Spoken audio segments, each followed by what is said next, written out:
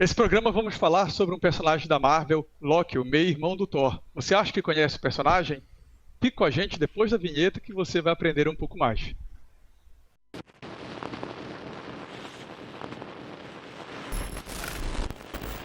Fala pessoal, seja bem-vindo a mais um Perdidos no Tempo.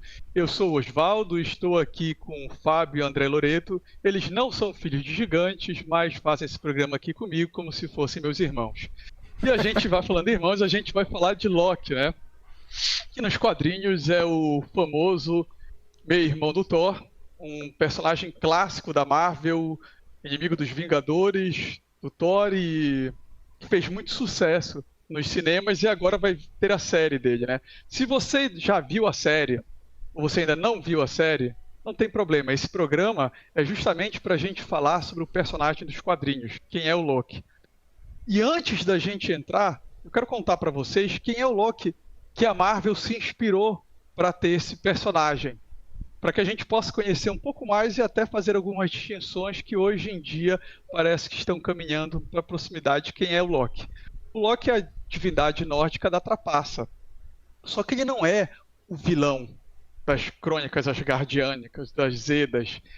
Ele é simplesmente um deus astuto, um deus trapaceiro, mas que comete atos heróicos.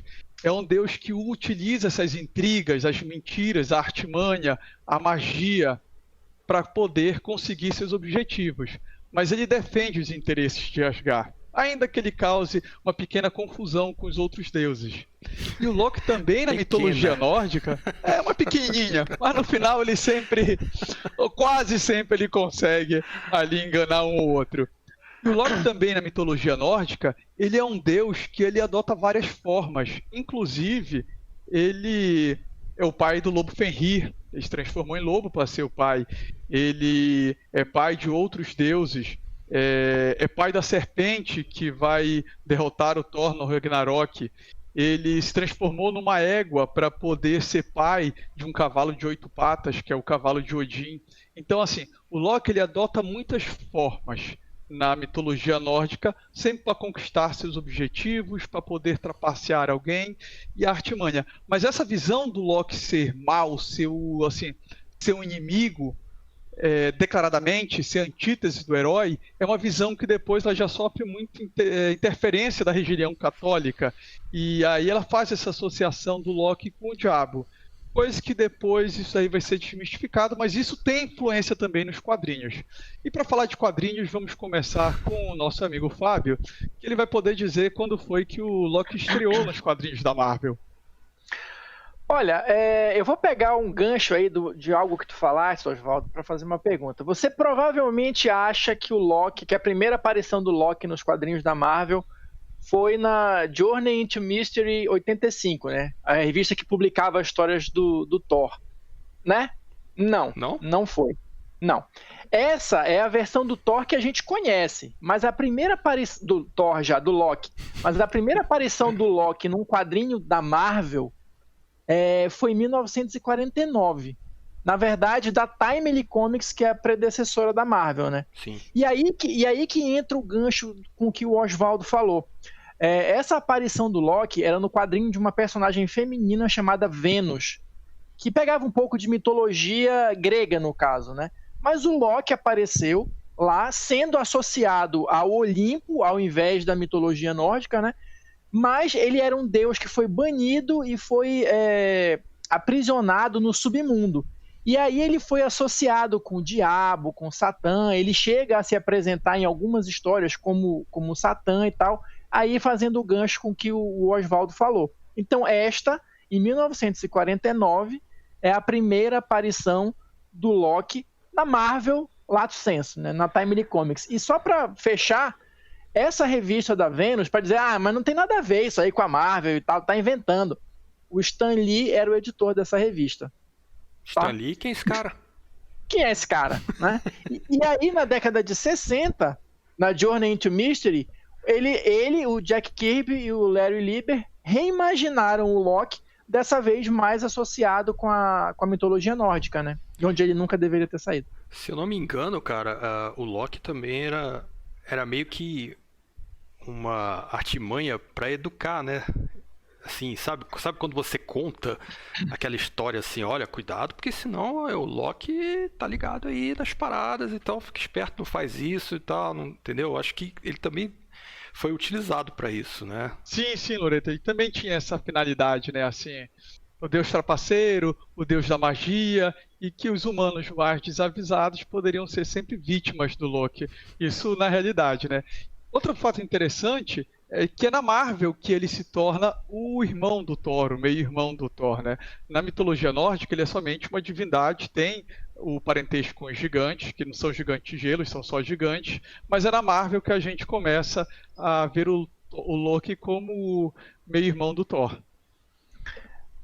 Pegando a origem dele, versão Marvel, né, ele é filho de um gigante de gelo, né, dos dois reis, né, da rainha e do rei lá dos gigantes de gelo, só que ele nasceu pequeno comparado aos outros gigantes, né? Então esmirradinho.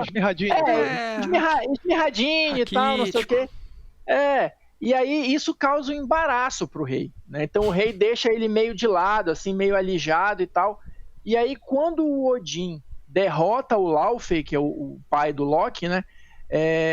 Mata ele em combate, aí ele fica com pena do Loki e adota, né? Leva ele para Asgard, e aí ele é criado junto com Thor, e aí surge a famosa rivalidade da Marvel, né? Entre os meio-irmãos, né? O Loki cresce ressentido, achando que ele não é respeitado, ou que ele não tem a mesma importância do Thor e tal. E aí, né, daí pra frente, tudo desanda, né? Ou anda, né? Agora tem uma outra coisa interessante no personagem, pra gente começar a falar dele nos quadrinhos, a relação dele com os Vingadores, né? Ele é fundamental pros Vingadores. Ele é o primeiro Vai lá. vilão, né? Não é isso, Fábio? Ele é o vilão que dá origem aos Vingadores. Né? Isso. Os Vingadores existem por causa dele. Eu achei até legal no primeiro filme, né, dos Vingadores, eles fazerem essa referência. Porque se a gente for pensar aqui rapidinho nos quadrinhos, quem são os Vingadores originais? Thor, Hulk, Homem de Ferro, Homem-Formiga e Vespa. Certo. Quem desses aí tinha um grande vilão? Para ser uma ameaça assim, realmente, né, ameaçadora, uma coisa assim, né, de grandes proporções? Só o Thor. O Loki, naquela época, era o maior vilão ali dentre esses personagens que eu falei, né? O Thor era o que tinha o melhor inimigo, o Loki. Então, o Loki, na verdade, tenta manipular o Hulk e aí acaba dando origem aos Vingadores. Já em 63. O que mostra que o Loki é realmente uma pessoa bem perigosa, né? Sim. É aquele negócio que o Oswaldo tá falando. O trapaceiro, o arquétipo do trapaceiro, ele pode ser tanto o professor, mas dependendo do nível da trapaça, ela pode ser mortal. Bacana. Durante muito tempo, né, Fábio e Loreto, o Loki ficou como esse vilão mais estereotipado, mal, da trapaça, assim, o vilão mesmo, clássico, né, do Nêmesis do Thor. E aí, durante muitas décadas, ele foi protagonista de algumas importantes sagas nos quadrinhos. Sim, olha, claro, a gente vai só pontuar algumas coisas aqui, né, porque tem muita história para falar. Mas em 89 saiu nos Estados Unidos uma saga bem famosa da Marvel, que é Atos de Vingança. O que era Atos de Vingança? Só assim bem rapidinho. O propósito era, os vilões se uniram, os maiores vilões da Marvel se uniram, e aí eles trocaram de inimigos, né? Eles queriam derrotar os heróis, fazendo com que eles enfrentassem um inimigo que eles nunca tinham enfrentado antes. Então, Magneto, Doutor Destino, o Caveira Vermelha, Rei do Crime, todo mundo se uniu, convocaram todos os outros vilões e trocaram de inimigos. Mas quem foi o pivô disso tudo? O Loki.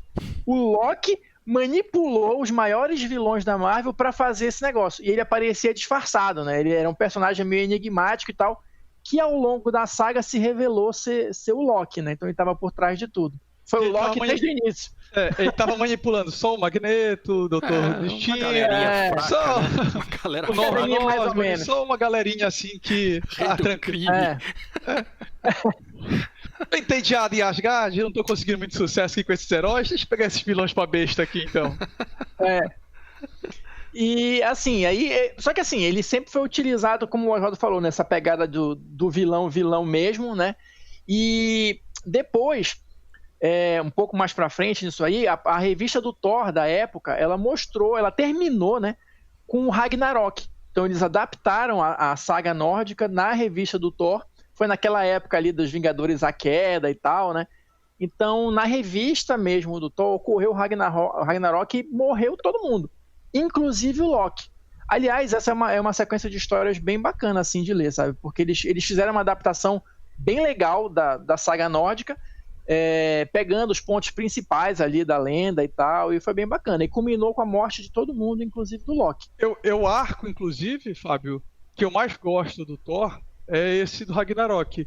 Uma pena que a gente tem um amigo, né, que ele fica triste porque pegaram essa saga, esse nome Ragnarok, e no cinema não conseguiram adaptar esse arco, né? Mas, enfim, mas acho que ele já tá superando. Ele já viu o filme, inclusive, umas 4, 5 vezes, né? Então acho que ele já tá superando e tal. Quem sabe no futuro eles façam justiça a essa saga, que é muito boa. Mas voltando pro Loki, talvez aí seja um ponto de virada de interpretação e leitura do personagem. Ele vai se aproximar mais do que a origem dele mitológica do que essa versão estereotipada que ficava na Marvel, quando ele reencarna como a Lady Loki. Isso. Ele vai voltar, e isso foram alguns anos depois, tá? Todo mundo de Asgard ficou desaparecido e tal, e aí teve uma saga, né, claro, dos deuses renascendo e tudo mais, e o Loki voltou num corpo feminino, que lá pelas tantas, a gente vai descobrir que é o corpo da Lady Sif, né? Da Sif de Asgard, que o Loki impediu ela de ressuscitar, porque ele tomou o corpo dela, né? Então, assim, cara, é muita viagem.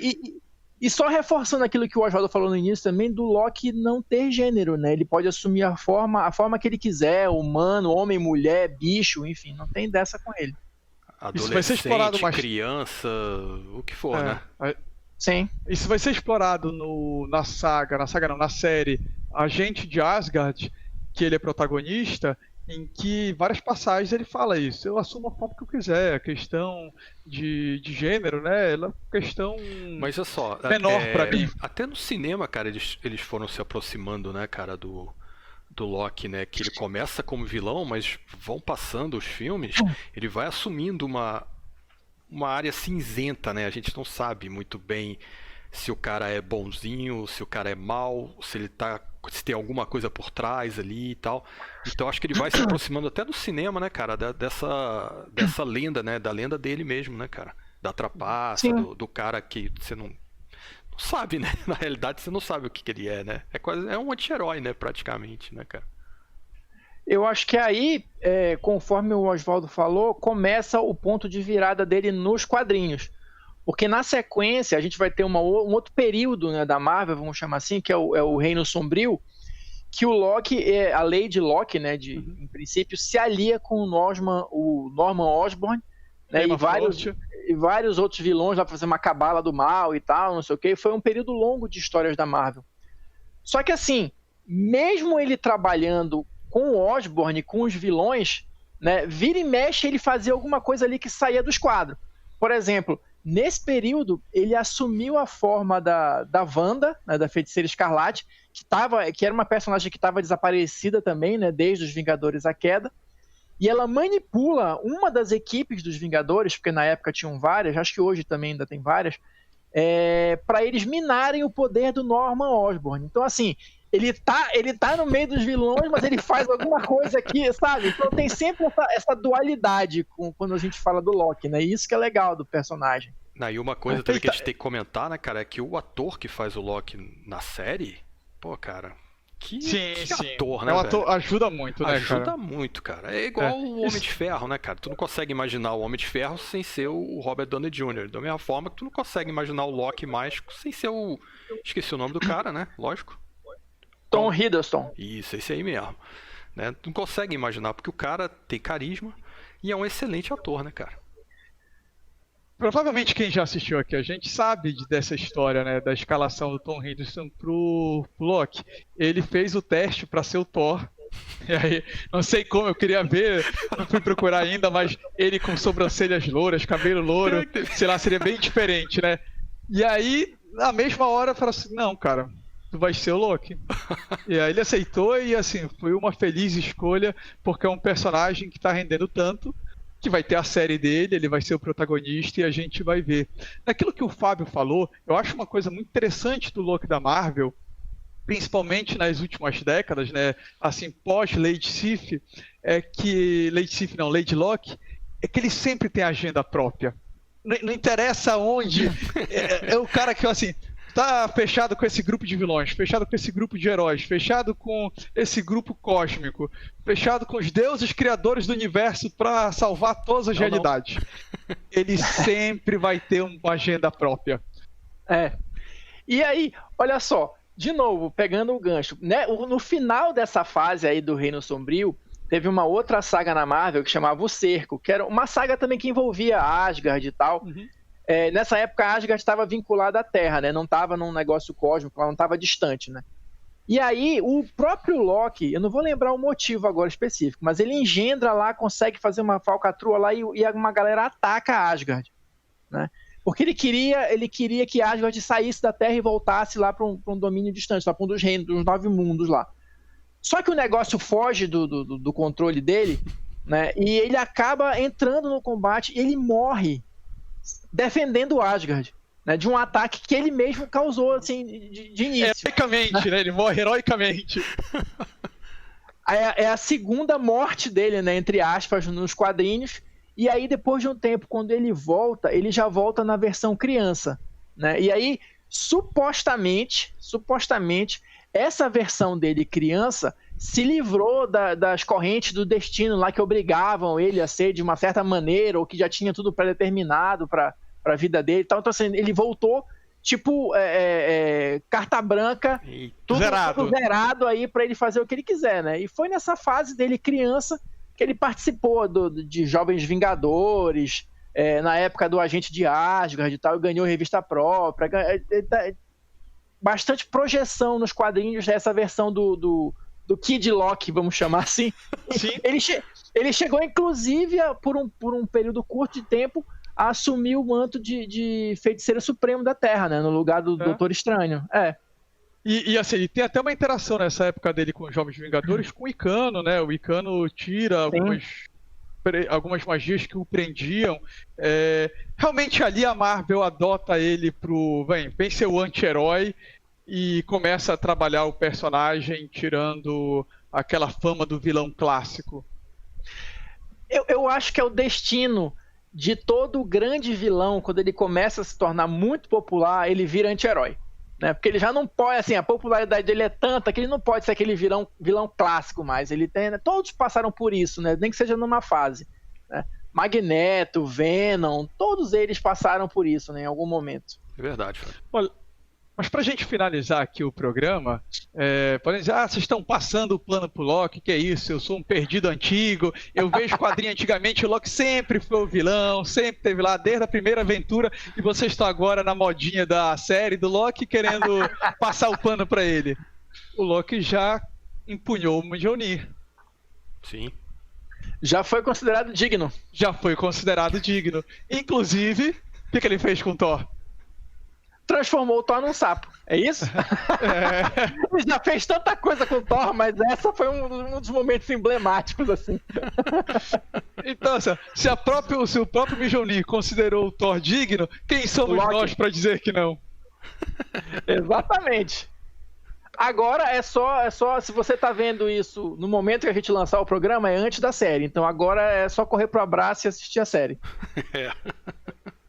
Gostou de um programa como esse, a gente falando sobre os personagens, trazendo essas curiosidades, trazendo um pouquinho, versão resumida da timeline dele nos quadrinhos? Deixe seu comentário aqui com a gente. A ideia é que a gente produzir mais vídeos nesse sentido. Não esquece de dar sua curtida também, que é importante. E se você gosta desse tipo de conteúdo, dá uma conferida no nosso Instagram também. A gente faz um monte de postagem lá sobre heróis, sobre, né, personagens, fazendo um apanhado geral, assim, da vida deles nos quadrinhos. É isso. Falou, pessoal. Pode ir nessa que a gente não vai te trapacear. Falou, galera.